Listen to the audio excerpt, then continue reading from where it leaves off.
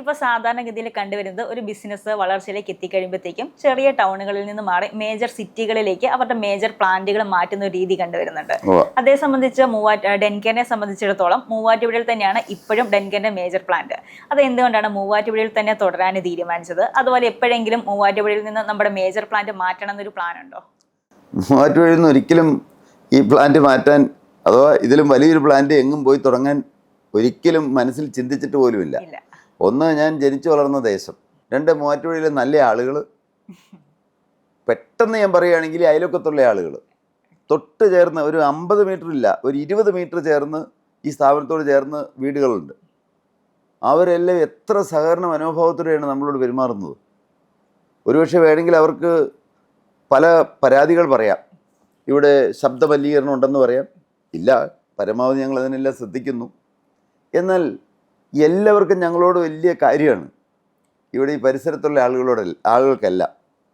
ഒന്നത്. രണ്ട്, ഈ പ്രദേശത്ത് ഒരു 40 കിലോമീറ്റർ ചുറ്റളവിൽ നിന്നാണ് ഞങ്ങളുടെ മുഴുവൻ എംപ്ലോയീസും വരുന്നത്.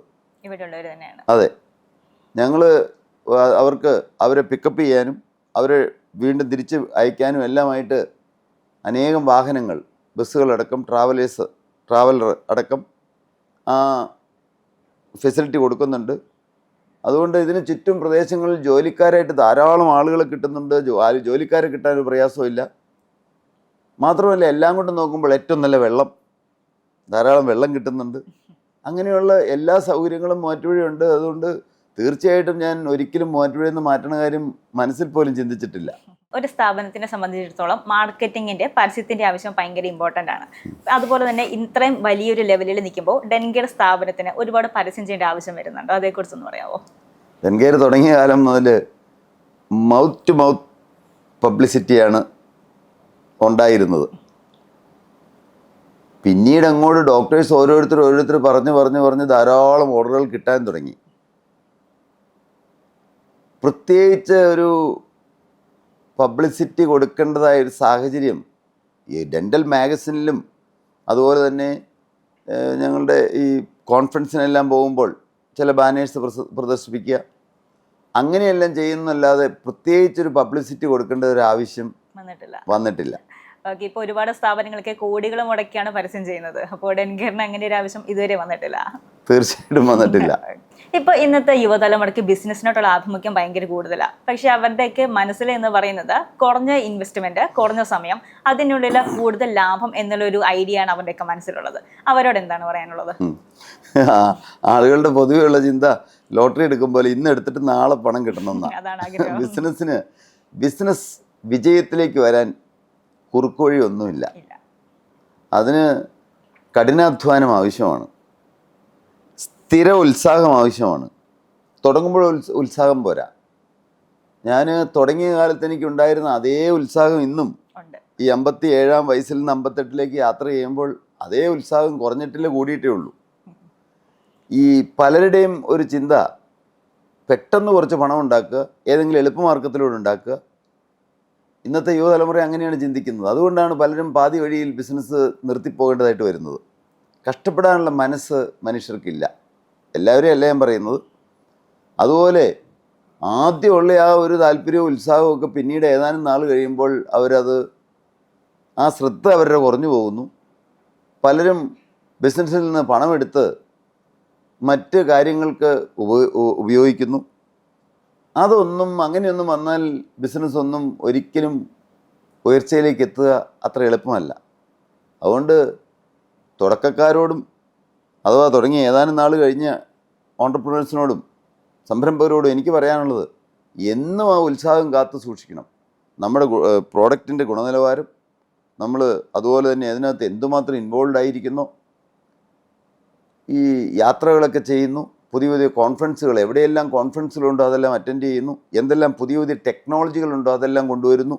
ഇങ്ങനെ രാവും പകലെന്ന് പറഞ്ഞ മാതിരി കണ്ണിൽ എണ്ണ ഒഴിച്ചതുപോലെ നോക്കിയിരുന്ന് വളർത്തിക്കൊണ്ട് വരേണ്ടതാണ് ഒരു സംരംഭം. എന്നാൽ മാത്രമേ അത് ശരിയായി നാം ആഗ്രഹിക്കുന്ന രീതിയിൽ വിജയത്തിലേക്ക് വരികയുള്ളൂ. ഇതാണ് എൻ്റെ അനുഭവം. ഇപ്പോൾ സാധാരണ ആളുകൾ ഒരു പദവിയിലേക്ക് എത്തിക്കഴിഞ്ഞിട്ടുണ്ടെങ്കിൽ അവരുടെ പാസ്റ്റിനെ മറയ്ക്കുന്ന ഒരു രീതി കണ്ടുവരുന്നുണ്ട്. അത് വെച്ച് നോക്കുമ്പോഴത്തേക്കും ഓരോ വേദിയിലും തൻ്റെ ജീവിതവും വെല്ലുവിളികളും എല്ലാം തുറന്ന് പറയുന്ന ഒരു രീതിയാണ് സാറിനെ സംബന്ധിച്ചിടത്തോളം ഉള്ളത്. അപ്പോൾ എന്താണ് അതിന് പ്രചോദനമാകുന്നത്? എന്താണ് അതിന് പ്രചോദനമാകുന്നത്? ഞാൻ എൻ്റെ അനുഭവം പറഞ്ഞിട്ട് ആർക്കെങ്കിലും ഒരാൾക്ക് അതുമൂലം ഒരു അഭിവൃദ്ധി വരാനിടയായെങ്കിൽ,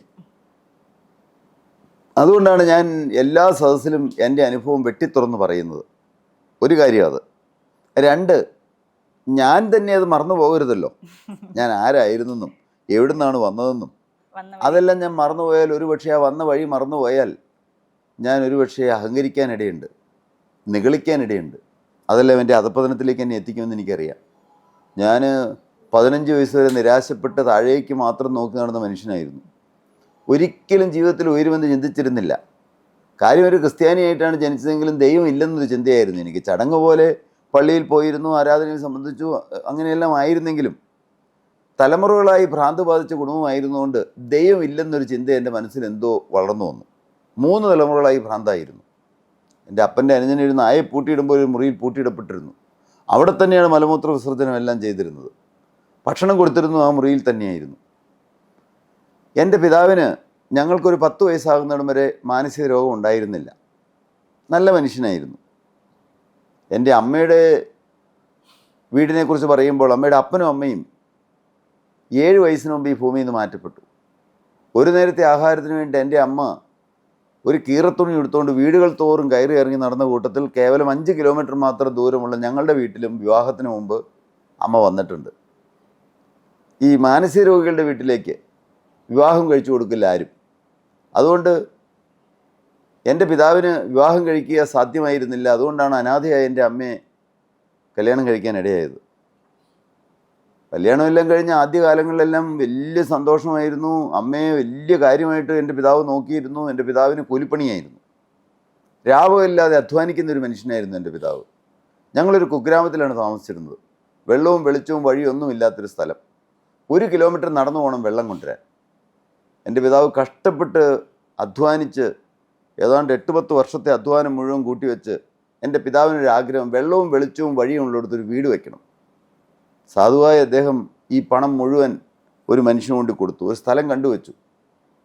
ഈ മനുഷ്യൻ ഈ പണം മുഴുവൻ മേടിച്ചെടുത്തിട്ട് സ്ഥലം എഴുതി തന്നില്ല. പകരം അദ്ദേഹം മദ്യപിക്കാൻ പോയി. അദ്ദേഹത്തെ പോലീസ് പിടിച്ചുകൊണ്ട് എന്നുള്ള ആ സംഭവം എൻ്റെ പിതാവ് കേൾക്കുന്നത് കൂലിപ്പണി എടുക്കുന്ന വീട്ടിൽ വെച്ചാണ്. ഞാൻ പറഞ്ഞല്ലോ, പെട്ടെന്ന് തലമുറകളായി ഞങ്ങളുടെ കുടുംബത്തെ പിന്തുടർന്നു വന്നിരുന്ന പൈശാചികമായ ബന്ധനം എൻ്റെ പിതാവിനെയും കടന്നു പിടിച്ചു. കുറേ പേര് കൂടി എൻ്റെ പിതാവ് വലിയ ബഹളമെല്ലാം ഉണ്ടാക്കിയപ്പോൾ കുറേ പേര് കൂടി പിടിച്ച് കയ്യും കാലും എല്ലാം കെട്ടി തൃശ്ശൂർ ഭ്രാന്താശുപത്രി കൊണ്ടുവന്നാക്കി. അതെല്ലാം മറക്കാനാവാത്ത വേദനകളുടെ കാലങ്ങളായിരുന്നു അന്നെല്ലാം ഒരു നേരത്തെ ആഹാരത്തിന് ഞങ്ങൾ കരഞ്ഞിട്ടുണ്ട്. അമ്മ ഉച്ചവരെ കൂലിപ്പണിക്ക് പോവും. ബാക്കി സമയം ആ വീട്ടിൽ അടുക്കളപ്പണിയെല്ലാം ചെയ്തു കൊടുത്താൽ അവിടെ ബാക്കി വരുന്ന ചോറും കറികളും എല്ലാം ഒരു മൺചട്ടിയിലാക്കി കൊണ്ടുവരും. അത് കഴിക്കാൻ ഞാൻ കൊതിയോടെ നോക്കിയിരുന്നിട്ടുണ്ട്. അന്ന് ഒരു നേരത്തെ ആഹാരത്തിന് ഞങ്ങൾ കരഞ്ഞിട്ടുണ്ട്. എൻ്റെ പിതാവിന് ഒരു ദിവസം 12 ഉറക്കഗുളിക കഴിക്കണമായിരുന്നു. ആരും സഹായിക്കാനില്ലാത്ത ഒരു കാലം. എല്ലാവരാലും ഉപേക്ഷിക്കപ്പെട്ടവരായിരുന്നു ഞങ്ങൾ. അമ്മ പള്ളികൾ തോറും കയറി ഇറങ്ങി നടന്ന് എൻ്റെ പിതാവിൻ്റെ ഭ്രാന്ത് മാറാൻ വഴിപാടുകളും നേർച്ചകളും എല്ലാമായി നടന്നു. അമ്പലങ്ങൾ തോറും കയറി ഇറങ്ങി നടന്നു. ഞങ്ങളുടെ വീടിൻ്റെ അടുത്ത് ഒരു കാവുണ്ട്. എല്ലാ മാസവും അവിടെ വഴിപാട് കഴിക്കും. എന്നാൽ ഒന്നിനും ഭേദം എൻ്റെ പിതാവിന് ഒരു രോഗം മാറുന്നില്ല. ഒരിക്കൽ ഞങ്ങളുടെ വീട്ടിൽ വെച്ച് മന്ത്രവാദം ചെയ്തു ഭ്രാന്ത് മാറാൻ. അതോടുകൂടി അമ്മ കടുത്ത നിരാശയിലായി. അമ്മ എന്തിന് ജീവിക്കണമെന്ന് ചിന്തിച്ചു. മരിച്ചാൽ മതി എന്നോർത്തു 3 പ്രാവശ്യം ആത്മഹത്യക്ക് ശ്രമിച്ചു. അങ്ങനെ ഇരിക്കുമ്പോഴാണ് അമ്മ, ഞാൻ ഇന്നും ഓർക്കുന്നുണ്ട്, മരിക്കാനും അനുവദിക്കാത്ത ദുഷ്ടനാണ് ദൈവം എന്ന് പറഞ്ഞത്. അപ്പോൾ ഞങ്ങളുടെ വീടിൻ്റെ അടുത്തൊരു മനുഷ്യൻ, ഒരു പ്രാർത്ഥനായോഗത്തിന് പോകുന്ന വ്യക്തി ഉണ്ടായിരുന്നു. അദ്ദേഹം അമ്മയെ പലപ്പോഴും വിളിക്കാറുണ്ട്, ഒന്ന് പ്രാർത്ഥനായോഗത്തിന് വരുമോ. ഏലിയാമ്മ എന്നാണ് അമ്മയുടെ പേര്. അമ്മയ്ക്ക് ആദ്യം താല്പര്യമൊന്നും ഉണ്ടായിരുന്നില്ല. ഇതിൻ്റെ ഇടയ്ക്ക് അമ്മ കടുത്ത നിരാശയിലാവാൻ ഒരു കാരണം, പലപ്പോഴും എൻ്റെ പിതാവ് അമ്മയെ അടിക്കും. ഞാൻ ഓർക്കുന്നുണ്ട്, വീടിൻ്റെ പുറകിൽ ഒരു പുളിമരമുണ്ട്. ആ പുളിയുടെ മരത്തിൽ നിന്ന് പുളിവടി വെട്ടിക്കൊണ്ട് വന്ന് കൈ കെട്ടിപ്പിടിക്കടി എന്ന് പറഞ്ഞ് ആക്രോശിക്കും. ഈ പുറകിൽ 3-4 അടിയെല്ലാം അടിക്കും. അമ്മ ആദ്യം കുറച്ചൊരു അരമണിക്കൂർ നേരത്തേക്ക് ഒന്നും മിണ്ടില്ല. എൻ്റെ പിതാവ് പുറത്തു പോയി കഴിഞ്ഞ് കഴിഞ്ഞാൽ ഉടനെ അമ്മ ചങ്കിനിട്ടിടിച്ച് കരയും. ഞങ്ങളുടെ വീടൊരു കരച്ചലിൻ്റെ വീടായിരുന്നു.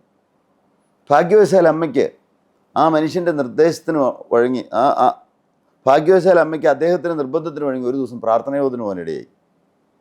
അങ്ങോട്ട് അമ്മയ്ക്ക് കൊടുത്തോണ്ട് പോകാൻ മുണ്ടൊന്നും ഉണ്ടായിരുന്നില്ല. താഴത്തെ വീട്ടിലെ മറിയാമ്മ ചേച്ചിയുടെ ഒരു വെള്ളമുണ്ട് വായ്പ മേടിച്ചു കൊടുത്ത് ഈ ചട്ടയെല്ലാം കീറിയൊരു ചട്ടയിട്ടുകൊണ്ട് അമ്മ കരഞ്ഞുകൊണ്ട് പ്രാർത്ഥനയോധന പോയി. തിരികെ വന്നപ്പോൾ അമ്മയുടെ മുഖത്ത് നല്ല സന്തോഷം. ഞാൻ അമ്മയോട് ചോദിച്ചു എന്ത് സംഭവിച്ചു എന്ന്. അമ്മ പറഞ്ഞു, എൻ്റെ മോനെ ഞാൻ പ്രസംഗം കേട്ടുകൊണ്ടിരിക്കുകയായിരുന്നു. ആ പ്രസംഗ മധ്യത്തിൽ പ്രസംഗിച്ചുകൊണ്ടിരുന്ന ആൾ ചോദിച്ചു, നിങ്ങൾ ആരെങ്കിലും സമാധാനമില്ലാതെ വന്നിട്ടുണ്ടോ? സമാധാനം തരുന്നൊരു ദൈവം ജീവിക്കുന്നുണ്ട്, നിങ്ങൾ യേശുക്രിസ്തുവിനെ വിളിക്കൂ, യേശുക്രിസ്തു സമാധാനം തരുമെന്ന്. അമ്മ അവിടെ നിന്ന് കണ്ണുനീരോടെ കരഞ്ഞ് പ്രാർത്ഥിച്ചെന്നാണ് പറയുന്നത്. അമ്മയ്ക്ക് നല്ല സന്തോഷമായി, സമാധാനമായി. പക്ഷേ ഞങ്ങളുടെ കുടുംബത്തിൻ്റെ സ്ഥിതി ഒന്നും മാറിയിട്ടില്ലല്ലോ. കഞ്ഞി കുടിക്കാൻ മാർഗ്ഗമില്ല, അമ്മ കൂലിപ്പണിക്ക് തന്നെ പോകുന്നു. എന്നാൽ അമ്മ ഒരു കീറപ്പായലിരുന്നുകൊണ്ട് കണ്ണുനീരോടെ പ്രാർത്ഥിക്കാൻ തുടങ്ങി, എൻ്റെ യേശുവേ എൻ്റെ ചാച്ചൻ്റെ ഭ്രാന്തൊന്ന് മാറ്റണേന്ന്. അത്ഭുതമെന്ന് പറയട്ടെ, എൻ്റെ പിതാവിൻ്റെ രോഗം, ഒരു ദിവസം 12 ഉറക്കുകൾ കഴിച്ചുകൊണ്ടിരുന്ന എൻ്റെ പിതാവിൻ്റെ രോഗം അമ്മയുടെ കണ്ണുനീര് കണ്ട് എന്നേക്കുമായി മാറ്റിക്കൊടുത്തു. കഴിഞ്ഞ 45 വർഷമായിട്ട് എൻ്റെ പിതാവ് ഒരു ഉറക്കഗുളി പോലും കഴിച്ചിട്ടില്ല. തുടർന്ന് അമ്മ പലപ്പോഴും പറയും, എൻ്റെ മോനൊന്ന് പ്രാർത്ഥനയോഗത്തിന് വാ. ഞാനന്ന് കടുത്ത നിരാശയിലായിരുന്നു. നാട്ടിലെ ആളുകളെല്ലാം ഞങ്ങളെ വിളിച്ചിരുന്നത്, എൻ്റെ പേര് ജോൺ കുര്യാക്കോസ് എന്നാണല്ലോ, പ്രാന്തൻ കുര്യാക്കോൻ്റെ മക്കൾ എന്ന് വിളിക്കും. ഞാൻ പഠിച്ചിരുന്ന സ്കൂളിൻ്റെ നേരെ എതിർവശത്താണ് ഞങ്ങളുടെ കുരിശുപള്ളി. അവിടെ എൻ്റെ പിതാവ് ഒരു കീറത്തോർത്തുകൊണ്ട് കൊടുത്ത് താടി രോമങ്ങളെല്ലാം നീട്ടി തുപ്പലെല്ലാം ഒലിപ്പിച്ച് അവിടെ വന്നിരിക്കും. സ്കൂളിലെ കുട്ടികൾ വരെ, കൂട്ടുകാർ വരെ വിളിക്കും, ഇതേടെ നിൻ്റെ അപ്പം ഭ്രാന്തനിരിക്കുന്നു. അത് വലിയ അപകർഷതാബോധമായിരുന്നു എനിക്ക്. താഴേക്ക് മാത്രം നോക്കിയാണ് ഞാൻ നടന്നിരുന്നത്. പോരാഞ്ഞിട്ട് പഠിക്കാൻ പരമാവധി ഉത്സാഹിച്ചിട്ട് എനിക്ക് SLCക്ക് 600-ൽ 251 മാർക്ക് കിട്ടിയുള്ളൂ. കണക്കിന് ആകെ കിട്ടിയത് 7 മാർക്കാണ്. എൻ്റെ കണക്ക് സാർ എന്നെ വിളിച്ചിരുന്നത് പൊട്ടനെന്നാണ്. വീട്ടിലേക്ക് നടന്നു പോരാൻ 6-7 കിലോമീറ്റർ ദൂരമുണ്ട്. അന്ന് 10 പൈസ മതി വണ്ടിക്കൂലിക്ക്. കൂട്ടുകാരെല്ലാം ആ 10 പൈസ കൊടുത്ത് വണ്ടിക്ക് പോകും. ഞാനൊരാൾ ഏകനായി നടന്നു പോരും. പോരുമ്പോൾ ഞാൻ സങ്കടപ്പെട്ട് ഏങ്ങലടിച്ച് കരഞ്ഞുകൊണ്ട് പോന്നിട്ടുണ്ട്. എൻ്റെ കാര്യം നോക്കാൻ ആരുമില്ലല്ലോ, എനിക്കാരും ഇല്ലാതായി പോയല്ലോ എന്നോർത്ത്. എന്നാൽ അങ്ങനെ 10ാം ക്ലാസ് കഴിഞ്ഞ് പിന്നെ പഠിക്കാൻ പോകാൻ മാർഗ്ഗമില്ല, പഠിത്തം നിർത്തി. അങ്ങനെ നിരാശപ്പെട്ടിരിക്കുമ്പോൾ അമ്മ എന്നെ നിർബന്ധിച്ച് പ്രാർത്ഥനായോഗത്തിന് വിളിച്ചു. ഈ അപ്പൻ്റെ ഭ്രാന്ത് മാറിയപ്പോൾ ദൈവം ഉണ്ടെന്നൊരു വിശ്വാസം. അതിനു മുമ്പ് എനിക്ക് ദൈവവിശ്വാസം ഉണ്ടായിരുന്നില്ല. ഒരു ദിവസം ഞാൻ പ്രാർത്ഥനായോഗത്തിന് പോയി. ആ പ്രാർത്ഥനായോഗത്തിൽ ആ പ്രസംഗൻ ഇങ്ങനെ പറയുന്നത് ഇന്നെന്ന പോലെ ഞാൻ ഓർക്കുകയാണ്, നിങ്ങളാരെങ്കിലും നിരാശപ്പെട്ട് വന്നിട്ടുണ്ടോ? നിരാശ മാറ്റുന്നൊരു ദൈവം ജീവിക്കുന്നുണ്ട്. മനസ്സറിഞ്ഞ് ജീവിതത്തിൽ തെറ്റ് വരികയില്ല, പാപം വരികയില്ല എന്ന് തീരുമാനമെടുത്തിട്ട് ജീവിതം ക്രിസ്തുവിനായി സമർപ്പിക്കൂ. ഞാനിങ്ങനെ കേട്ടുകൊണ്ടിരിക്കുമ്പോൾ ഞാനോർത്ത്, ഞാൻ എന്ത് തെറ്റാണ് ചെയ്തിട്ടുള്ളത്? ഞാൻ മദ്യവെച്ചിട്ടില്ല, പുകവലിച്ചിട്ടില്ല, വേറെ യാതൊരു വേണ്ടാതനത്തിലേക്കും പോയിട്ടില്ല. അപ്പം ഞാനൊരുവിധം നല്ല മനുഷ്യനാണെന്നുള്ള രീതിയിലാണ് ഞാൻ ചെന്നവിടെ ഇരിക്കുന്നത്. പക്ഷേ എൻ്റെ ഹൃദയം മുഴുവൻ പകയായിരുന്നു. ആരും ഞങ്ങളുടെ വീട്ടിൽ കയറി വരില്ല. സ്വന്തക്കാരോടെല്ലാം ഇഷ്ടക്കുറവ്, അയൽവക്കംകാരോടെല്ലാം വലിയ വൈരാഗ്യം, പക. വളർന്നു വരുമ്പോൾ, പഠിച്ചു വലുതായി ഉയർന്നു വരുമ്പോൾ ഇവരോടെല്ലാം പകരം വീട്ടണം എന്നുള്ള ചിന്ത. ആ പ്രസംഗത്തിന് ഇങ്ങനെ പറഞ്ഞു, നിങ്ങൾ പുറമേ തെറ്റൊന്നും ചെയ്തിട്ടില്ലെങ്കിൽ നിങ്ങളുടെ ഹൃദയം മുഴുവനും ഒരു അഴുക്ക് പിടിച്ച അവസ്ഥയിലാണ്. നിങ്ങൾക്ക് വാശിയില്ലേ, വൈരാഗ്യമില്ലേ, പകയില്ലേ? നിങ്ങൾ ജീവിതത്തിൽ അതിനോടെല്ലാം യാത്ര പറഞ്ഞിട്ടൊരു പുതിയ ജീവിതം ആരംഭിക്കൂ. അന്ന് ഭാഗ്യവശാൽ ഒരു തീരുമാനത്തിലേക്ക് വരാൻ എനിക്കിടയായി. അത്ഭുതമെന്ന് പറയട്ടെ, എല്ലാം പിന്നീട് അത്ഭുതങ്ങൾ തന്നെയായിരുന്നു. ഞാൻ തിരികെ വീട്ടിൽ വന്നു. എൻ്റെ പിതാവ് എന്നോട് പറഞ്ഞു, നീ റബ്ബർ വെട്ട് പഠിച്ചോളാൻ. അങ്ങനെ റബ്ബർ വെട്ടുകാരനായിട്ട് 15ാമത്തെ വയസ്സിൽ ജീവിതം ആരംഭിച്ചു. കൂടെ പഠിച്ചുകൊണ്ടിരുന്നവരെല്ലാം ഇങ്ങനെ അവിടെ അവർ കോളേജിൽ പോകുന്ന കാണുമ്പോൾ ഞാനൊരാളൊരു തോർത്തുകൊണ്ട് കൊടുത്ത് റബ്ബർ വെട്ടിക്കൊണ്ട് നടക്കുകയല്ലേ. ഞാൻ സങ്കടത്തോടെ എങ്ങനെയടിച്ച് കരഞ്ഞിട്ടുണ്ട്, എൻ്റെ ദൈവമേ എനിക്കൊരു ജോലി തരുമോ? അങ്ങനെയാണ് ഞാൻ മൂവാറ്റുപുഴയിൽ ഒരു ഡെൻ്റൽ ക്ലിനിക്കിൽ അറ്റൻഡറായിട്ട് ജോലിയിൽ പ്രവേശിക്കുന്നത്. എനിക്ക് 8 മുതൽ 5:30 വരെയാണ് ജോലി സമയം. പക്ഷെ ഞാൻ കാലത്ത് വരും ജോലിക്ക്. എല്ലാ ജോലിയും നേരത്തെ തീർത്ത് വയ്ക്കും. തറ തുടയ്ക്കുക, ടോയ്ലറ്റ് വാഷ് ചെയ്യുക, ഡോക്ടർ ഊണ് കഴിച്ച പാത്രം കഴുകിക്കുക, പേഷ്യൻസ് തുപ്പിയിട്ടിരിക്കുന്ന അതെല്ലാം വേസ്റ്റ് ബിന്നിൽ കൊണ്ടിടുക, അതെല്ലാമായിരുന്നു എൻ്റെ ജോലി. ഡോക്ടർക്ക് ചായ ഉണ്ടാക്കി കൊടുക്കുക, ചായ മേടിച്ചു കൊടുക്കുക. എന്നാൽ എനിക്ക് ജോലി കിട്ടിയപ്പോൾ സ്വർഗം കിട്ടിയ പ്രതീതിയായിരുന്നു.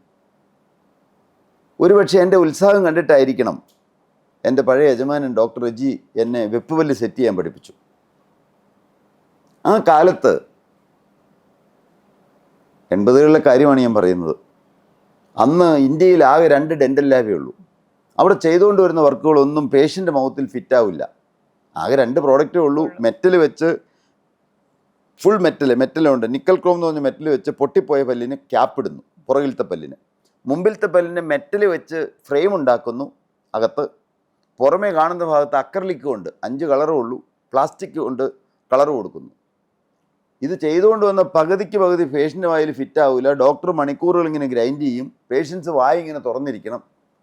അപ്പോൾ എൻ്റെ മനസ്സിലൊരു ചിന്ത, വല്ലപ്പോഴും ഇത് ഫിറ്റ് ആവുന്നുമുണ്ട്, ഇവർക്ക് ശരിയായിട്ട് ഇത് ചെയ്യരുതോ? പക്ഷെ വേറെ ഓപ്ഷനൊന്നുമില്ല. അന്ന് ഒരു ഡെൻ്റൽ ലാബ് തുടങ്ങണമെങ്കിൽ 20 ലക്ഷം രൂപ വേണം. എനിക്ക് ആകെ ശമ്പളം 250 രൂപ മാസം. ഒരു കൊല്ലം പണിയെടുത്താൽ 3000 രൂപ കിട്ടുള്ളൂ. എന്തു ചെയ്യും? എന്നാൽ എൻ്റെ മനസ്സിൽ അടങ്ങാനാവാത്ത സ്വപ്നം. ആ സ്വപ്നമാണ് ഡെൻകെയർ ഇന്നത്തെ നിലയിൽ ആയിത്തീരാൻ ഇടയായത്. രാപകലില്ലാതെ അധ്വാനിക്കാൻ തീരുമാനിച്ചു. ഏതാണ്ട് 6 വർഷക്കാലത്തോളം ഊണും ഉറക്കമില്ലാതെ എന്ന് പറയാം, 2 മണിക്കൂറും 3 മണിക്കൂറും ഒക്കെ ഉറങ്ങിയ ദിവസങ്ങളുണ്ട്. ഈ വെപ്പുപല്ല് സെറ്റ് ചെയ്യാൻ പഠിപ്പിച്ചതോടുകൂടി ആ പല്ലന്ന് സെറ്റ് ചെയ്ത് കൊടുത്തു കഴിഞ്ഞാൽ 50 രൂപ കിട്ടും. പകൽ മുഴുവൻ എൻ്റെ മാതൃസ്ഥാപനത്തിൽ ജോലി ചെയ്യും. രാത്രി മുഴുവൻ ഈ അടുത്ത പ്രദേശങ്ങളിലുള്ള അങ്ങ് മൂലമറ്റം മുതൽ മൂവാറ്റുപുഴ, ഇവിടെ തൊടുപുഴ, ഈ പ്രദേശങ്ങളിലുള്ള പല ക്ലിനിക്കുകളിലും രാത്രിയെല്ലാം ജോലി ചെയ്യും. കിട്ടുന്ന പൈസ മുഴുവൻ സമ്പാദിച്ചു. ഒരു പൈസയും അന്യാധീനപ്പെടുത്തി കളഞ്ഞില്ല, കൂട്ടിവെച്ചു. ഏതാണ്ട് 6 വർഷം കൊണ്ട് ഏതാണ്ട് 5 ലക്ഷം രൂപയോളം സമ്പാദിച്ചു. 15 ലക്ഷം രൂപ സൗത്ത് ഇന്ത്യൻ ബാങ്കിൽ നിന്ന് ലോൺ എടുത്തു. അങ്ങനെ 20 ലക്ഷം രൂപ മുടക്കി ഡെൻകെയർ 88-ൽ 6 ജോലിക്കാർ വെച്ച് 290 സ്ക്വയർ ഫീറ്റിൽ ആരംഭിച്ചു. അതാണ് തുടക്കം. അങ്ങനെയാണ് ഡെൻകെയറിൻ്റെ തുടക്കം. ആ ഒരു സ്വപ്നം മനസ്സിൽ കിട്ടുക. ഞാനിന്ന് വിചാരിക്കുന്നു, ജീവിതത്തിൽ ഒരിക്കലും ഒരു സ്വപ്നം കാണാത്ത മനുഷ്യനായിരുന്നു ഞാൻ. ദൈവമാണ് എൻ്റെ ഉള്ളിൽ ആ സ്വപ്നം തന്നതെന്ന്. ആ സ്വപ്നം പിന്നീട് ഡെൻകെയറായി തീർന്നു. 88-ൽ തുടങ്ങി, ചെറിയൊരു മുറിയിൽ 290 സ്ക്വയർ ഫീറ്റ്, 6 ജോലിക്കാർ. പിന്നീട് ഇങ്ങോട്ട് വളരാൻ തുടങ്ങി. ഇതിൻ്റെ ഇടയ്ക്ക് ഞാൻ ഡെൻ്റൽ ടെക്നീഷ്യൻ കോഴ്സ് പഠിച്ചു. ഏറ്റവും ഉയർന്ന മാർക്കോടെ പാസ്സായി. അതിനു മുമ്പ് പഠിക്കാൻ മണ്ടനായിരുന്നു ഞാൻ. എല്ലാം ഇന്നും പഠിച്ചുകൊണ്ടിരിക്കുകയാണ്. ഇതിൻ്റെ ഇടയ്ക്ക് DHA പരീക്ഷയെല്ലാം എഴുതി, എല്ലാറ്റിലും ഉയർന്ന മാർക്കോടെ ദൈവം എന്നെ പാസ്സാക്കിച്ചു. എല്ലാവരും ദൈവത്തെ മുൻനിർത്തിക്കൊണ്ട് ദൈവം കാണുന്നുള്ള ചിന്തയോടുകൂടി അങ്ങനെ ഒരു ജീവിതം നയിക്കാൻ ഇടയായി. ഇപ്പം നമ്മുടെ ഡെൻകെയറിൻ്റെ തുടക്കത്തെക്കുറിച്ച് പറഞ്ഞു. ഇപ്പോൾ ഡെൻകെയർ ആരംഭിച്ച സമയത്ത് ഈ പല്ല് നിർമ്മാണത്തെക്കുറിച്ച്, മെഷീൻസിൻ്റെ ഉപയോഗത്തെക്കുറിച്ചൊക്കെ അറിയാവുന്നവർ വളരെ ചുരുക്കമാണ്. അപ്പോൾ ഈ തൊഴിലാളികൾക്കുള്ള പരിശീലനം നൽകൽ അതൊക്കെ എങ്ങനെയായിരുന്നു? വെല്ലുവിളി നിറഞ്ഞതായിരുന്നോ? തീർച്ചയായിട്ടും.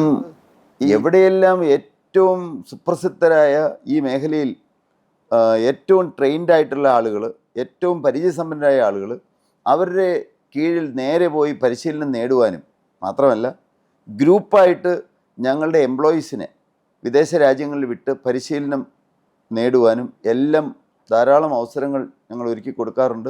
അതിനും പുറമെ ഏതാണ്ട് 10 വർഷത്തിലേറെക്കാലം ഒരു ജർമ്മൻ മാസ്റ്റർ ഡെൻ്റൽ ടെക്നീഷ്യൻ ഇവിടെ എംപ്ലോയി ആയിട്ട് നിന്ന് നമ്മുടെ ആളുകൾക്ക് പരിശീലനം കൊടുക്കുകയും പുതിയ പുതിയ ടെക്നോളജി എല്ലാം കൊണ്ടുവരാൻ സഹായിക്കുകയും എല്ലാം ചെയ്തു.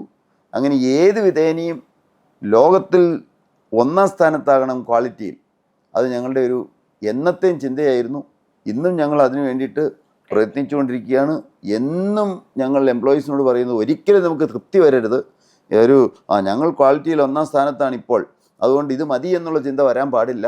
പകരം എന്നും ഉയരണം, എങ്ങനെയും ക്വാളിറ്റിയിൽ ഇനിയും ഏത് രീതിയിലും എങ്ങനെയെല്ലാം ഉയർത്തിക്കൊണ്ട് വരാമോ ആ രീതിയിൽ ചെയ്യണമെന്നാണ് ഞങ്ങളുടെ മനസ്സിൽ ചിന്ത. ഇപ്പം നമ്മൾ ഒരാളുടെ ഒരു വ്യക്തിയുടെ സക്സസ് ആയിട്ടുള്ള ജീവിത പങ്കാളിക്ക് വളരെ പ്രാധാന്യമുള്ളതായിട്ടാണ് നമ്മളൊക്കെ വിശ്വസിക്കുന്നത്. അപ്പോൾ ഡെൻകെയറിന്റെ വിജയത്തിന് പിന്നിൽ, സാറിന്റെ വിജയത്തിന് പിന്നിൽ വൈഫിന്റെ ഇൻവോൾവ്മെന്റ് എങ്ങനെയാണ്? ഏതൊരു പുരുഷന്റെയും വിജയത്തിന് മുമ്പിൽ പിന്നിൽ ഒരു സ്ത്രീ ഉണ്ടെന്നാണ് പൊതുവെ പറയാറുള്ളൂ. തീർച്ചയായിട്ടും എൻ്റെ ജീവിതത്തിൽ അത് ഏറ്റവും അന്വർത്ഥമാണ്. എൻ്റെ ഭാര്യ എന്നേക്കാൾ ബഹുമിടിക്കുകയാണ്. ഒരു ഫാർമസിസ്റ്റ് ആയിരുന്നു ആദ്യ സമയത്ത് ഞാൻ വിവാഹം കഴിക്കുമ്പോൾ. വിവാഹം കഴിച്ചതിന് 33 വർഷമായി.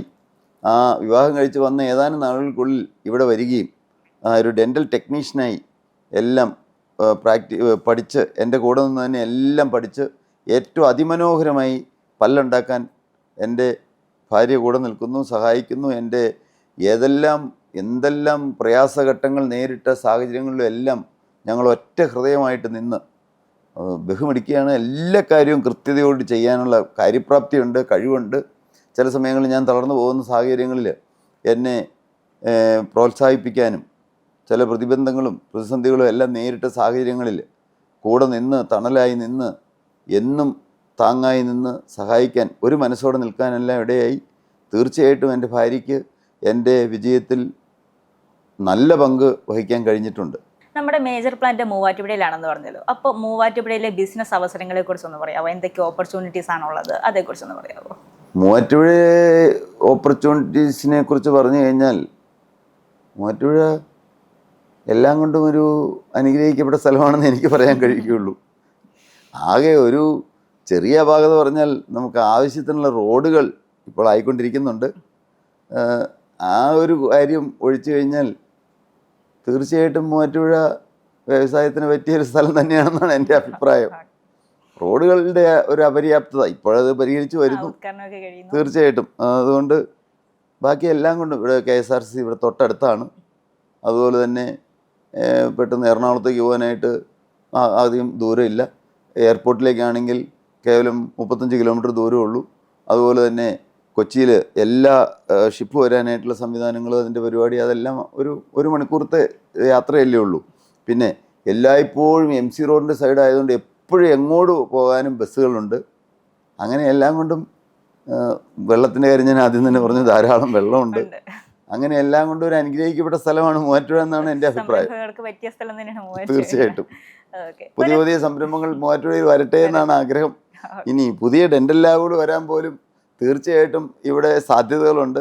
ആർക്കെങ്കിലും ഡെൻ്റൽ ലാബ് തുടങ്ങണമെന്നുണ്ടെങ്കിൽ ഇവിടെ ഡെൻകെയറിൽ വന്ന് ഇവിടെയുള്ള എല്ലാം വീഡിയോ ഒക്കെ എടുത്ത് എല്ലാം നോക്കി എന്തൊക്കെയാണ് ഇവിടെ ഉള്ളതെന്നൊക്കെ അറിഞ്ഞ് തീർച്ചയായിട്ടും തുടങ്ങുന്നത് നല്ലതാണ്. ഇനിയും ഈ മേഖലയിൽ ധാരാളം അവസരങ്ങൾ ഉണ്ട്. അതുകൊണ്ട് പുതിയ ഡെന്റൽ ലാബുകൾ വരട്ടെ എന്നാണ് ഞാൻ ആഗ്രഹിക്കുന്നത്. Okay sir. സാർ ഒരു കൗതുകത്തിന് വേണ്ടി ചോദിക്കുന്നതാണ്. ഡെൻകെയർ സ്ഥാപനത്തിനുള്ളിൽ കയറിയിട്ടുണ്ടെങ്കിൽ മുഖം നോക്കാനുള്ള കണ്ണാടികൾ കാണാൻ സാധിക്കില്ല എന്ന് പറഞ്ഞു കേട്ടിട്ടുണ്ട്. അത് സത്യമാണോ? തീർച്ചയായിട്ടും ഇപ്പോഴത് ചോദിച്ചപ്പോഴാണ് ഞാനും ചിന്തിക്കുന്നത്. അത് സത്യമാണ്. ഇവിടെ പ്രത്യേകിച്ച് കണ്ണാടികളൊന്നും വെച്ചിട്ടില്ല.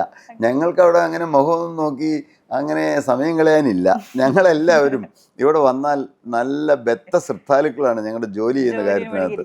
ആരും അങ്ങനെ ഉഴപ്പി സമയം കളയുന്നവരില്ല. എല്ലാവരും അത്യുത്സാഹത്തോടെ സ്വന്തം സ്ഥാപനം പോലെ ഒരു രണ്ടാമത്തെ വീട് പോലെ, ഒരു സെക്കൻഡ് ഹൗസ് പോലെയാണ് ഡെൻകെയർ കരുതുന്നത്. അതുകൊണ്ട് ഡെൻകെയർ ഫാമിലി എന്നാണ് ഞങ്ങൾ ഡെൻകെയറിനെ വിളിക്കുന്നത്. എല്ലാവരും ഏകോദര സഹോദരങ്ങളെ പോലെ.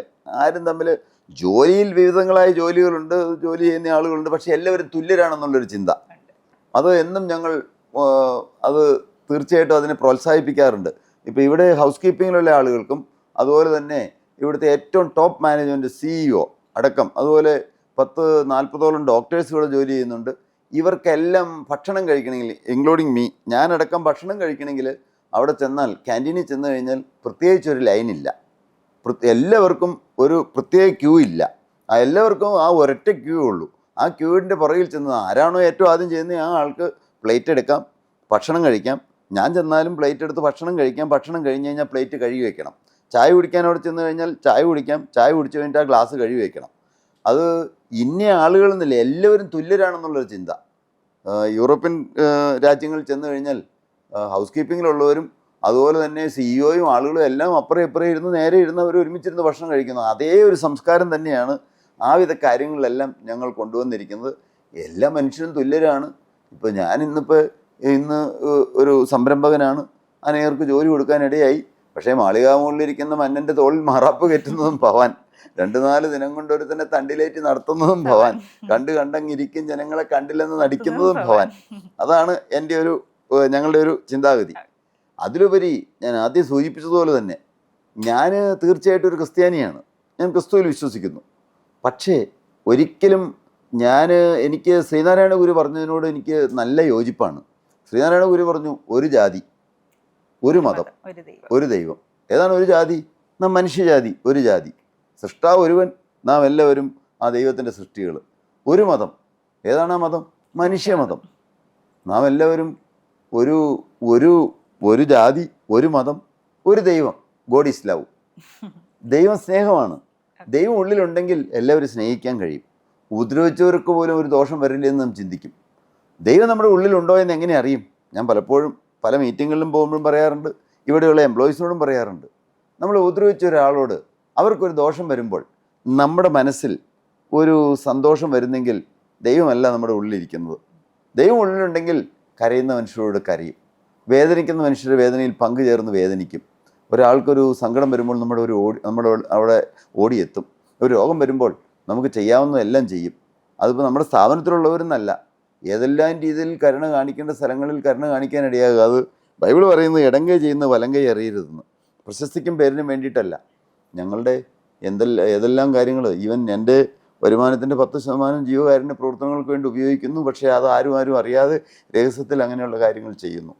തീർച്ചയായിട്ടും ആ ഒരു അന്തരീക്ഷം ഇവിടെ സംജാതമാകാൻ, അങ്ങനെ അതിന് തുടക്കം മുതൽ അതിനൊരു സാഹചര്യം ദൈവം ഒരുക്കി തന്നു.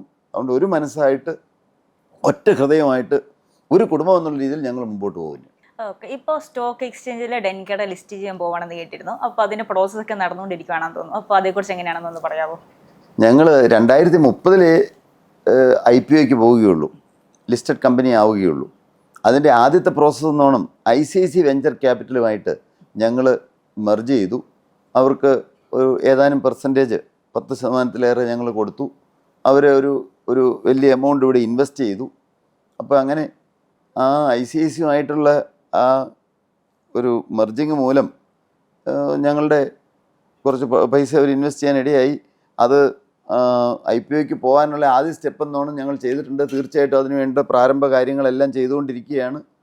തീർച്ചയായിട്ടും 2030 IPOയ്ക്ക് പോകണമെന്നാണ് ഞങ്ങൾ ആഗ്രഹിക്കുന്നത്. ഓക്കെ, ഇപ്പം നമ്മൾ ഗൂഗിളിലൊക്കെ ജോൺ കുര്യാക്കോസ് സെർച്ച് ചെയ്യുവാണെന്നുണ്ടെങ്കിൽ നമുക്ക് കാണാൻ സാധിക്കുന്നത് father of Indian dental labs എന്നാണ്. അപ്പോൾ ഓക്കെ, അപ്പോൾ നമ്മൾ മൂവാറ്റുപുഴയിൽ ഒരു ദരിദ്ര കുടുംബത്തിൽ നിന്ന് വന്നിട്ട് ലോകം അറിയപ്പെടുന്ന ഒരു ബിസിനസ് സാമ്രാജ്യത്തിന് രൂപം നൽകി നിൽക്കുവാണ്. അപ്പോൾ ഈ ഒരു മൊമെന്റിൽ എന്താണ് സാറിന് പറയാനുള്ളത്? എന്താണ് സാറിൻ്റെ ഉള്ളിലുള്ളത്? തീർച്ചയായിട്ടും ഫാദർ ഓഫ് ഡെന്റൽ ലാബ് എന്നുള്ള ആ പേരിന് ഞാൻ അർഹനാണെന്ന് തന്നെയാണെന്ന് എൻ്റെ ചിന്ത. കാരണം 88 ഡെൻകെയർ തുടങ്ങുന്നവരെ ഈ ഡെൻ്റൽ ലാബ് എന്ന് പറയുമ്പോൾ ആളുകൾക്ക് വേറൊരു കൺസെപ്റ്റായിരുന്നു, വേറൊരു ചിന്താഗതിയായിരുന്നു. ഒരു ചെറിയ ഏതെങ്കിലും ഒരു ചെറിയ മുറിയിൽ ഒരു ചെറിയൊരു 1-2 പേര് ജോലി അങ്ങനെ വെച്ച്, അല്ലെങ്കിൽ 4-5 പേര് ജോലിക്കാരെ വെച്ച് അങ്ങനെ ചെയ്യുന്ന ഒരു എയർ കണ്ടീഷനൊന്നും ഇല്ലാത്ത സാധാരണ ഒരു മുറിയിൽ തുടങ്ങുന്ന ഒരു ചെറിയ പ്രസ്ഥാനം. എന്നാൽ ഡെൻകെയർ തുടങ്ങിയതിന് ശേഷമാണ് ഈ ഡെൻറ്റിസ്ട്രിയിൽ അഥവാ ഡെൻ്റൽ ലാബുകൾക്ക് ഡെൻറ്റിസ്ട്രിയിൽ ഇത്രമാത്രം പ്രാധാന്യമുണ്ടെന്ന് ഡെൻറ്റിസ്റ്റിന് തന്നെ ബോധ്യപ്പെടാനും ഇത്രമാത്രം അവസരങ്ങളുണ്ടെന്ന് മനസ്സിലാക്കാനും എല്ലാം ഇടയാക്കത്തക്ക രീതിയിൽ നമുക്ക് ഈ സ്ഥാപനം കെട്ടിപ്പടുക്കാൻ ഇടയായത്. ഞാൻ ഒരു കാര്യം ഇത് ചോദിച്ചപ്പോൾ ഓർക്കുകയാണ്. എൻ്റെ മൂന്നാമത്തെ മോൻ ജോബ്, അവൻ ഓസ്ട്രേലിയയിൽ ഗ്രിഫിത്ത് യൂണിവേഴ്സിറ്റിയിൽ ഡെൻ്റൽ ടെക്നോളജി പഠിക്കാനായിട്ട് പോയി. അവിടെ ചെന്നപ്പോൾ അവന് പഠിപ്പിക്കുന്ന ആ ക്ലാസ്സിൽ അവരുടെ ആ ബോർഡിൽ, അവരുടെ ആ ഡിജിറ്റൽ ബോർഡിൽ ഡെൻകെയറിൻ്റെ അകത്ത് സ്റ്റാഫ് ഇരിക്കുന്ന ആ ഒരു ഇമേജ്, ആ ഒരു പിക്ചറാണ് അവന് കാണാൻ കഴിഞ്ഞത്. അപ്പോൾ ശരിക്കും ഡെൻകെയറിൻ്റെ ആ പ്രാധാന്യം, തീർച്ചയായിട്ടും ഡെൻകെയർ വന്നതിന് ശേഷമാണ് ഡെൻറ്റിസ്ട്രിയിൽ ഇത്രമാത്രം ഡെൻ്റൽ ലാബിന് പ്രാധാന്യമുണ്ടെന്നും അത് തുല്യ പ്രാധാന്യം അർഹിക്കുന്നതാണ് ഡെൻ്റൽ ലാബ് എന്നുള്ളൊരു തിരിച്ചറിവ് ഡോക്ടേഴ്സിനും അതുപോലെ ഈ ഫീൽഡിൽ വർക്ക് ചെയ്യുന്നവർക്കും ബോധ്യമാകാൻ ഇട വന്നത്. അതുകൊണ്ട് ആ പേര് തീർച്ചയായിട്ടും എനിക്ക് അർഹതപ്പെട്ടു തന്നെയാണെന്നാണ് എൻ്റെ ചിന്ത. അപ്പോൾ ഏറ്റവും പുതിയ ടെക്നോളജി എന്തെങ്കിലും ഡെൻകെയർ ഇപ്പോൾ പുറത്തേക്ക് ഇറക്കുന്നുണ്ടോ? ഡെൻകെയർ എന്നും പുതിയ പുതിയ ടെക്നോളജി, ലോകത്തിൽ എന്തെല്ലാം പുതുതായിട്ട് വന്നാലും അതെല്ലാം ഡെൻകെയറിൽ കൊണ്ടുവരിക എന്നുള്ളത് ഞങ്ങളുടെ വ്യക്തമായ തീരുമാനമാണ്. ഇപ്പോൾ ഏറ്റവും ലേറ്റസ്റ്റായിട്ട് ഈ 1 വർഷം മുമ്പാണ് ഡ്രീം ബെൻഡ് എന്ന് പറഞ്ഞാൽ സ്ലീപ്പ് ആപ്നിയ, കൂർക്കം വലിക്ക് ശാശ്വതമായ പരിഹാരം, അതിന് വേണ്ടിയിട്ട് കൊണ്ടുവന്നിരിക്കുന്ന ഒരു ടെക്നോളജിയാണ്. അതിന് പറ്റിയ ഒരു പ്രോസസ്സാണ് ഡ്രീം ബെൻഡ്. അതിനെക്കുറിച്ച് ഈ പല കുടുംബങ്ങളിലും കൂർക്കം വലി കൊണ്ട് ആളുകൾ പ്രയാസം ഉണ്ടാകുന്നു.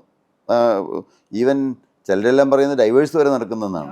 അപ്പോൾ അങ്ങനെയുള്ള സാഹചര്യത്തിൽ അതിന് ജനങ്ങൾക്ക് ഏറ്റവും ഉപകാരപ്രദമായ ഒരു പ്രോഡക്റ്റാണ് ഡ്രീം ബെൻഡ്.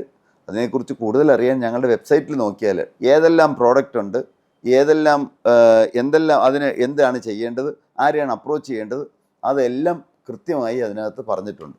ഇനിയിപ്പോൾ എന്താണ് ജോൺ കുര്യാക്കോസിന്റെ ഡെൻകെയറിന്റെ ഫ്യൂച്ചർ പ്ലാനുകൾ എന്തൊക്കെയാണ്? ഫ്യൂച്ചർ പ്ലാനുകൾ ലോകത്തിൽ 1-ാം സ്ഥാനത്തെത്തണം ക്വാളിറ്റിയിൽ ഞങ്ങൾ ആഗ്രഹിച്ചു, അതെത്തി. എന്നാൽ ലോകത്തിൽ 1-ാം സ്ഥാനത്ത് ക്വാണ്ടിറ്റിയിൽ എത്തണമെന്നുള്ള ആഗ്രഹമുണ്ട്. അഥവാ ലോകത്തിലെ ഏറ്റവും വലിയ ഡെൻ്റൽ ലാബ് ആകണമെന്ന്. അതത്ര പെട്ടെന്നങ്ങ് സാധിക്കുന്ന ഒരു കാര്യമല്ല. 2020 കോവിഡ് വന്ന് വലിയൊരു പ്രതിസന്ധിയിലേക്ക് വന്നുപോയ ആ ഒരു സാഹചര്യം വന്നില്ലായിരുന്നെങ്കിൽ ഒരുപക്ഷെ 2030 ലോകത്തിൽ 1-ാം സ്ഥാനത്ത് തന്നെ എത്തിയേനെ. ഞാൻ എന്നും സ്വപ്നം കാണുന്ന ആളാണ്. ഞാൻ ഡെൻ്റൽ ലാബ് തുടങ്ങിയ സമയത്ത് ഒരു സ്വപ്നത്തിൽ നിന്നാണല്ലോ ഡെൻ്റൽ ലാബ് ഉണ്ടായത്, ഡെൻകെയർ ഉണ്ടായത്. ഈ കേരളത്തിലെ ഏറ്റവും വലിയ സ്ഥാപനമാകണം ഈ മേഖലയിൽ നിന്ന് ഞാൻ ചിന്തിച്ചു, ആയി. പിന്നീട് ഇന്ത്യയിലെ ഏറ്റവും വലിയ സ്ഥാപനമാകണം ഈ മേഖലയിൽ നിന്ന് ചിന്തിച്ചു, അതുമായി. പിന്നീട് ഏഷ്യയിലെ ഏറ്റവും ഉയർന്ന സ്ഥാനത്തെത്തണമെന്ന് ചിന്തിച്ചു, അതും ആകാനിട വന്നു. ഇന്നെനിക്ക് സ്വപ്നം ലോകത്തിലെ 1-ാം സ്ഥാനത്ത് എത്തണമെന്നാണ്. എന്നെത്തുമെന്ന് എനിക്ക് കൃത്യമായിട്ട് അങ്ങനെ പറയാൻ കഴിയുകയില്ല. എന്നാൽ എന്തുമാത്രം ജോലിക്കാർക്ക് ജോലി കൊടുക്കാൻ കഴിയുമോ, എന്തുമാത്രം ആളുകൾക്ക് ജോലി കൊടുക്കാൻ കഴിയുമോ അത്രമാത്രം പേർക്ക് ജോലി കൊടുക്കണം എന്നൊരു ചിന്ത എൻ്റെ മനസ്സിൽ എന്നും ഉണ്ട്. കാരണം ഞാൻ പറഞ്ഞല്ലോ, ജോലിക്ക് വേണ്ടിയിട്ട് ഞാൻ കരഞ്ഞ് വിഷമിച്ച് എനിക്ക് ജോലി കിട്ടുമോ എന്ന് ചിന്തിച്ച് ഏങ്ങലടിച്ച മനുഷ്യനായിരുന്നു. അതുകൊണ്ട് ഒരു ജോലിയുടെ പ്രാധാന്യം എനിക്കറിയാം. അതുകൊണ്ട് എന്തുമാത്രം ആളുകൾക്ക് ജോലി കൊടുക്കാൻ കഴിയുമോ അത് തീർച്ചയായിട്ടും ഒരു നന്മ പ്രവൃത്തിയായിട്ട് തന്നെയാണ് ഞാൻ കരുതുന്നത്. ഇതെൻ്റെ ജീവിതത്തിലെ ഒരു ആഗ്രഹമാണ്. പിന്നെ ഞാനങ്ങ് കടന്നു പോയാലും ഈ സ്ഥാപനം എന്നും നിലനിൽക്കണം. ആ ഡെൻകെയറിൻ്റെ ആ മൂല്യം എന്നും ഉയർത്തിപ്പിടിച്ചുകൊണ്ട് നിൽക്കണം. ഡെൻകെയർ എന്നും മൂല്യത്തിൽ അധിഷ്ഠിതമായി എന്ന് പറഞ്ഞാൽ ഒരിക്കലും പണമുണ്ടാക്കുക എന്നുള്ള ലക്ഷ്യം തുടങ്ങിയ കാലത്ത് ഡെൻകെയറിനുണ്ടായിരുന്നില്ല. ഒരിക്കലും ആ ലക്ഷ്യത്തിലേക്ക് പോകാതെ, പണം വേണ്ടേ തീർച്ചയായിട്ടും, ശമ്പളം കൊടുക്കാൻ പണം വേണം, റോ മെറ്റീരിയൽ മേടിക്കാൻ പണം വേണം, പക്ഷെ പണത്തിൻ്റെ പിന്നാലെ പോകാതെ എന്നും ക്വാളിറ്റിക്ക് പ്രാധാന്യം കൊടുത്തുകൊണ്ട് മനുഷ്യശരീരത്തിന് ഹാനികരമാകുന്ന ഒരു റോ മെറ്റീരിയൽ ഉപയോഗിച്ച് പല്ല് ഒരിക്കലും ഉണ്ടാക്കാൻ ഇടവരാതെ, നാളെ ധർമ്മം മേടിച്ച് നടക്കേണ്ട അവസ്ഥ എനിക്ക് വന്നാലും ഞാനത് ചെയ്യില്ല. അങ്ങനെ എൻ്റെ മനസ്സിൽ ഉണ്ടായിരുന്ന, അഥവാ ഞങ്ങളുടെ ടോപ്പ് മാനേജ്മെൻ്റ് ഉണ്ടായിരുന്ന ആ ചിന്ത എന്നും കാത്തു സൂക്ഷിച്ചുകൊണ്ട് ഡെൻകെയർ എന്നും വരെ ലോകമുണ്ടോ അന്ന് വരെ ഡെൻകെയർ ഉണ്ടായിരിക്കണമെന്നാണ് ഞാൻ ആഗ്രഹിക്കുന്നത്. ഒരിക്കലും ഡെൻകെയർ വിറ്റ് കളഞ്ഞ് പണത്തിന് വേണ്ടിയിട്ട് വിറ്റ് കളഞ്ഞപ്പോൾ ഇപ്പോൾ വിറ്റ് കഴിഞ്ഞാൽ വലിയൊരു എമൗണ്ട് എനിക്ക് കിട്ടും. ഇപ്പോഴത്തെ ഡെൻകെയറിൻ്റെ മൂല്യം പറഞ്ഞു കഴിഞ്ഞാൽ ഏതാണ്ടൊരു 3500 കോടി രൂപയോളം വാല്യൂ ഉണ്ട് ഡെൻകെയറിന് ഷെയർ മാർക്കറ്റിൽ. പക്ഷേ വിറ്റ് ആ പൈസ എടുത്ത് പണമെടുത്ത് എവിടെയെങ്കിലും ബാങ്കിലിടുക, അതുകൊണ്ട് സുഖമായിട്ട് ജീവിക്കുക, അങ്ങനെ ഒരു ചിന്ത ഒരിക്കലും ഇതിൻ്റെ ടോപ്പ് മാനേജ്മെൻറ്റിന് ഉണ്ടാകാതിരിക്കട്ടെ. എനിക്കങ്ങനെ ഒരിക്കലുമില്ല. എന്നും ഡെൻകെയർ അനേകർക്ക് ആശ്വാസം കൊടുക്കുന്ന ഒരു ആശ്വാസ കേന്ദ്രമായി, അനേകർക്ക് ഒരു അത്താണിയായി എന്നും നിലനിൽക്കട്ടെ എന്നാണ് എൻ്റെ ആഗ്രഹം. അപ്പോൾ സാറ് പറഞ്ഞതുപോലെ തന്നെ കൂടുതൽ ഉയരങ്ങളിലേക്ക് എത്താൻ ഡെൻകെയറിന് സാധിക്കട്ടെ. Thank you so much for your valuable time. Thank you madam.